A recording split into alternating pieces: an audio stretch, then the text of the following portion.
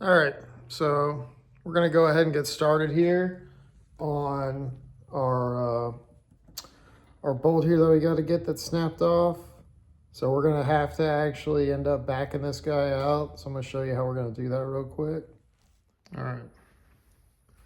So first thing I'm gonna do here is I'm gonna give a little bit of some PD Blaster in there, right, just to get it started. And I'm gonna do it also on the other side. Get it in there. All right, get it all nice in there to penetrate, and we'll let that sit for a minute. Now we're gonna go ahead and hit it with some heat on both sides. Alright. Whole point here is to kind of loosen up whatever was used there. There might be some thread locker in there. So we're gonna use this heat to kind of get it out of there. Gonna go ahead and hit it from both sides.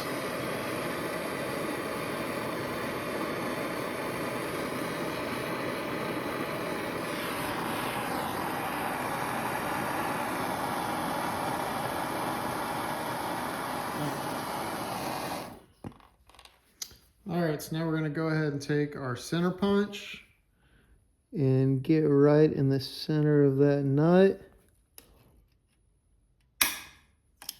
There we go. So now we got it marked. Next up, we have our left-handed drill bit. So that way, this should help it back out as it drills in.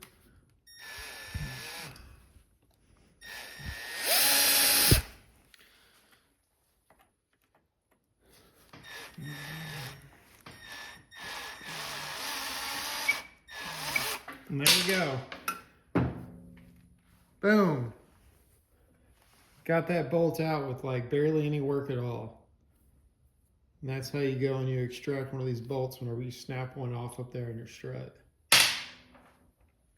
All right, so next thing I'm gonna do is we're gonna pry this guy apart so we can get all our washers that we need. All right.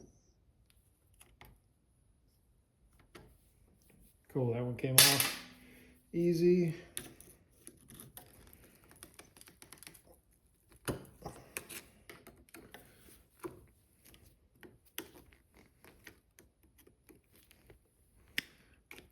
It's actually kind of nice how this thing grinded because it kept everything together, it seems like.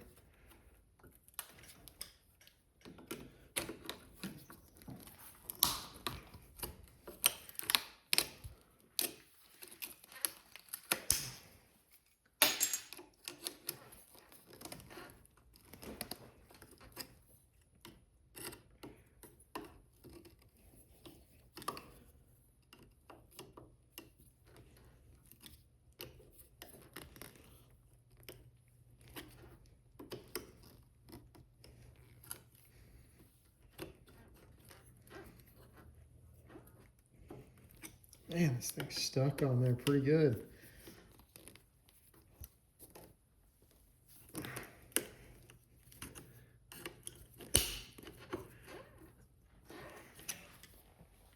Oh yeah, duh. Of course it's gonna be stuck on there. I gotta back that bolt out, and then we'll be able to get it all out. All right, let me grab a Allen key. All right, so now we got the proper size Allen key. Should help us back it out.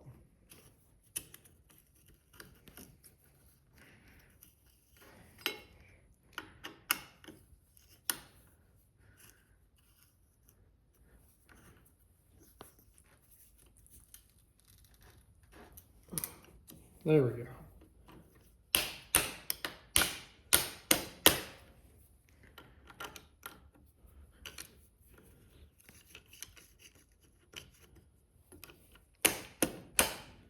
There we go. Got it out. All right, there we go. Now we got our upper washer right here, and then we got all these right there.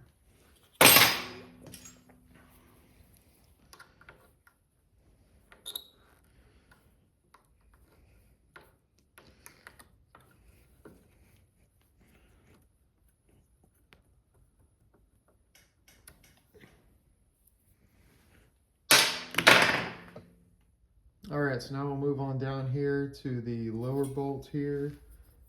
Get it out of the way. So it's gonna be a 3/4 on that side, 3/4 on this side. And there we go.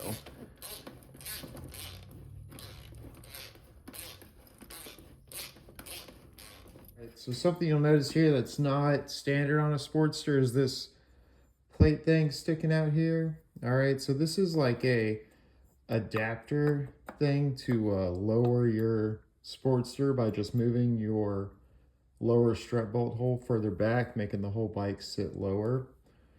Luckily, I have a swing arm end plate just laying around, so I'm going to go ahead and remove this so we can just put the regular swing arm end plate on there.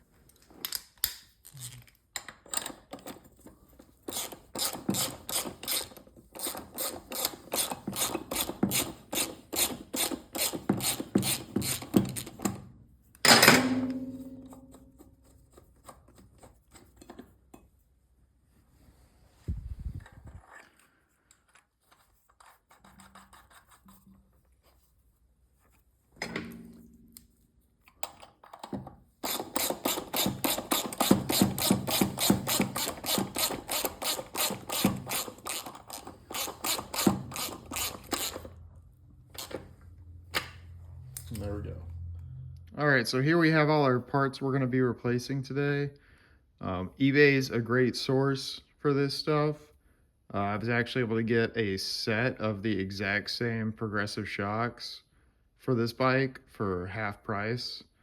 They're not in the best shape, but it was cheaper than buying new shocks. I also have this shifter that's just laying around that we're going to use, and this ignition fuse box cover thing that I also had laying around. And then here's the other swing arm end plate that we're going to use on the other side to change it out. So I was able to get all the all the shock hardware off of eBay, including, you know, the shock bolt that we have broken off. All right, so now we got the proper hardware. So we'll go ahead and start by doing this bottom one first.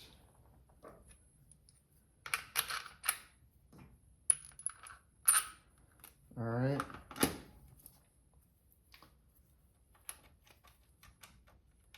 And we're just going to get it all finger tight just to get it started.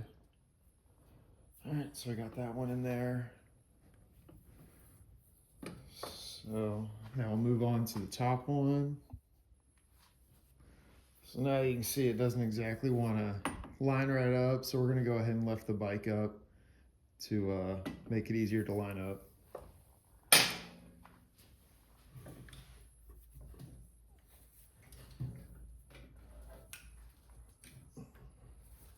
All right, so there we go. Now we got it lined up. Go ahead and make sure got it all facing the right way. Oh, wait, actually it was supposed to be the other way. There we go.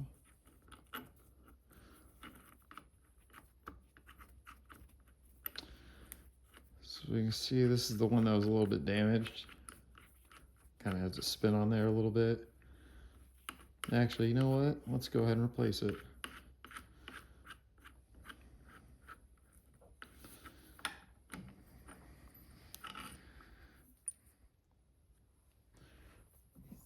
All right, so now we're gonna go ahead and get this all lined up how it should be. All right, so now that you got that lifted up, should be able to line it all up. Go ahead and get our little chrome piece going on there first, right? Then get all our spacers in there properly. Get it all lined up and start sending her home.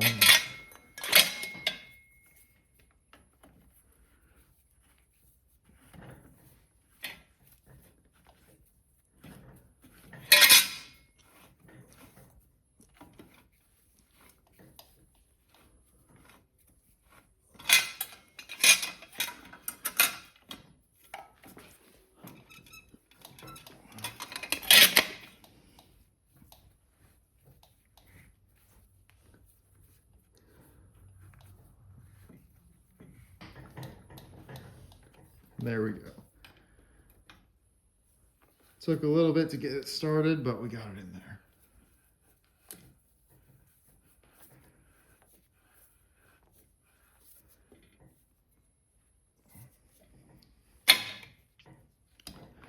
There we go. Now that we got that snugged up, we'll go ahead and snug up the lower ones down there. Get them all good. All right. So now go ahead.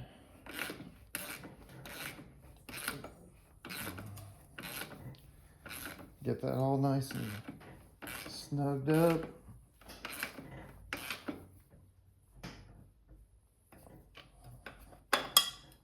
There we go. All right, so now we'll just go ahead and remove all these guys.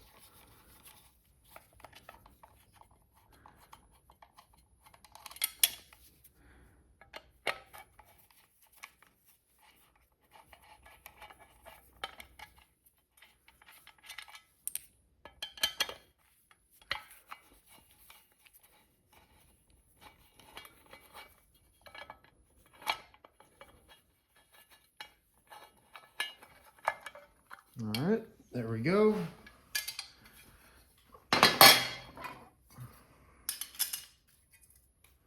Now let's put our new old hotness on there.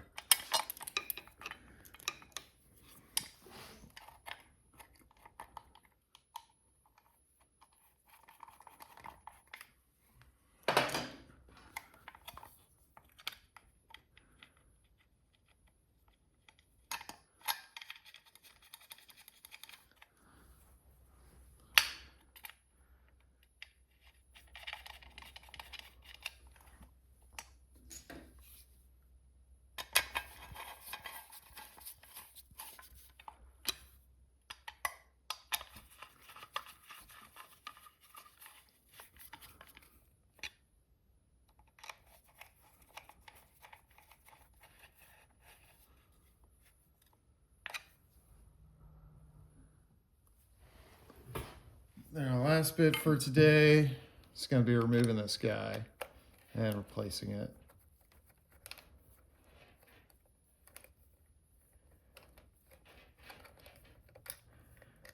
There we go.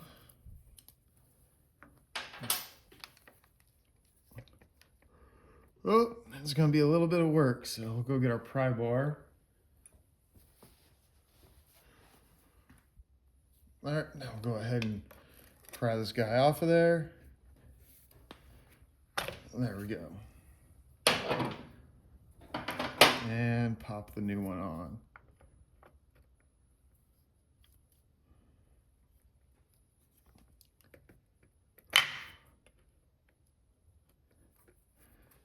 There we go. That should be good enough for now.